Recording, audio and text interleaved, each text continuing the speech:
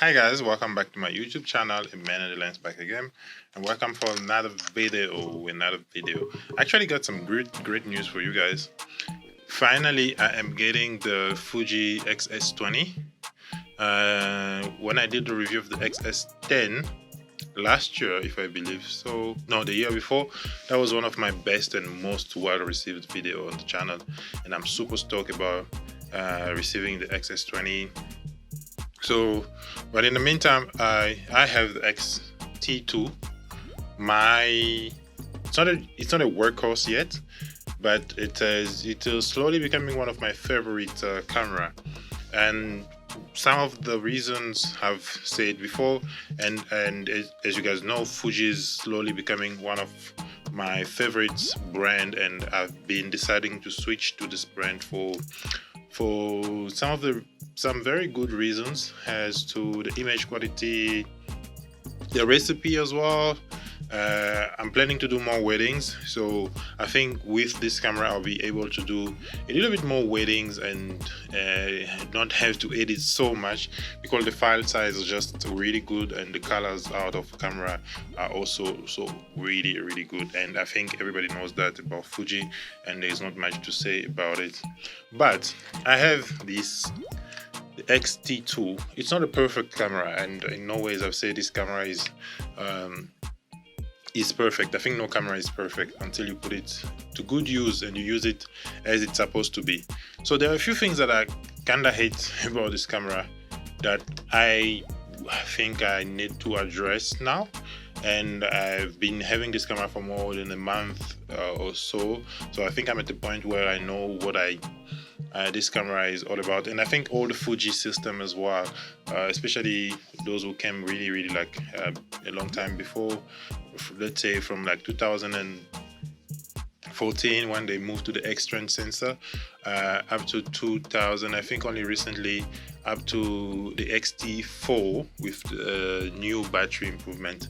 So just a segue to speak about the battery life on this camera. It's horrible. To get the full capacity of this camera, I think you need a battery grip, and I'm planning to get myself one, so that I can really use this battery to its full power and unlock some of the features. For example, I can't shoot, for example, in terms of video, I can't shoot for more than 30 minutes. So the video limits on, let's just check it out right now. I haven't checked that, and that's something I was supposed to do actually. So if I put it on video mode, I'm on 4K. The video limit on 4K is what? 4K 24 frame. Oh yeah, I need to change the slot for the, I don't have a yeah, it's 10 minutes limit on 4K. Yeah, I understand maybe the sensor, the processor is not good enough or something like that, but yeah, with the battery grip you can get a 30 minutes record limit with this, and I think on HD it's about let's just do that right now. And even if you put the camera on performance mode, it doesn't do anything. So that's what I don't understand, because they say performance mode, but there is nothing that happens in terms of performance per se. I know the EVF is pretty slow. I don't really mind that, especially for photo and video.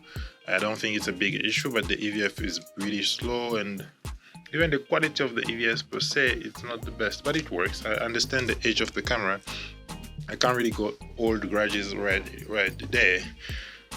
And I'll come back to the menu as well, because that's one thing that, ooh my god, that's one thing that also I have a gripe with. So we have 15 minutes record limit on HD. Really bad. I think my talking head on YouTube are not longer than 20 minutes, then I chop it up and maybe we have like a 10-minute video or even less than that. But I wish I had at least a 30 minutes record limit here, but to have that 30 minutes you need the battery grip, because the battery life on this camera is really horrible. So you cannot live with one battery on this camera. The good thing is you can recharge it. Unfortunately it's still USB type A, the old one, but you can recharge the battery right with a power bank or something like that, which is really good because not even my Canon here that came out pretty much the same time with this one does that. And I think all cameras should now be able to be recharged via USB in some way. That's just me saying it. All cameras should be able to recharge via USB. The menu system. So coming out from the Canon to Fuji, wow, there's quite a learning curve. The Fuji menu system is a lot.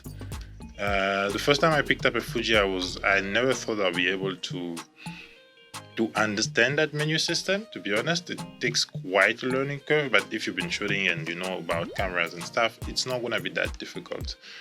But the menu system is really, really horrible. The number of pages that you have, it's not even well presented. One thing I love about Canon is that their menu system is really, really well presented. I think it's one of the easiest menu system. The Blackmagic one is also really good, but I don't use much of the Blackmagic. But the Canon one, the menu system is really, compared to any other brand, it's really, really well done. I don't know if Fuji can revamp this menu system or redesign it in a certain way. I don't think I know it's possible because it's just a UI/UX design thing that can be done, can be changed, but obviously it's going to change the character of the camera itself, because I think this menu system gets you to interact with your camera quite a lot more than any other menu system I've seen. It's good, but it's a lot because we have quite a lot of pages on this menu system. I don't know, maybe the way they present it, because everything is presented vertically on the camera, and whereas on the Canon it's pretty different. I'll try to get B-rolls to show you guys the differences in the menu system. So that difference can be jarring if you are new and if you're not used to, if you're learning.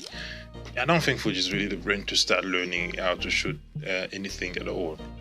But one thing I'll give them is everything is just a button away. So there are a lot of buttons on Fuji cameras, and most of them are pretty much customizable, so you can assign buttons and it makes your life pretty easy, especially on this XT series where you have your ISO dial, your shutter speed dial, and in general you have your aperture on the lens, so it makes it quite easy to use the camera per se. But the menu system is horrible. I hope Fuji can work around that.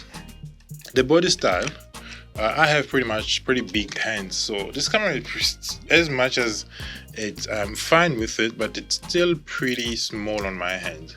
So the newer body, for example, that's one of the reasons why I'm planning to go for the XH2, because I think, this body style is not really for me.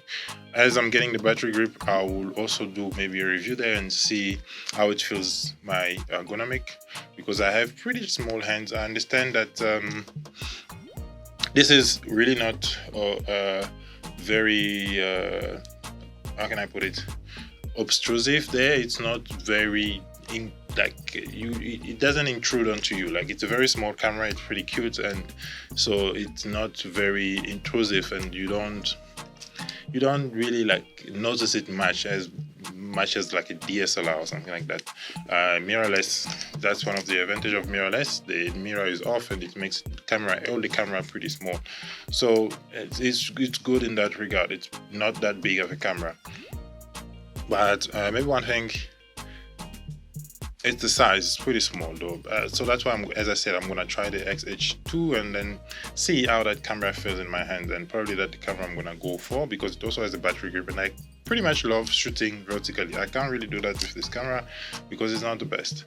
The HDMI port, I can't complain about this because this is a 2017 technology, and it's not really a camera meant for video, so the HDMI port is a micro HDMI.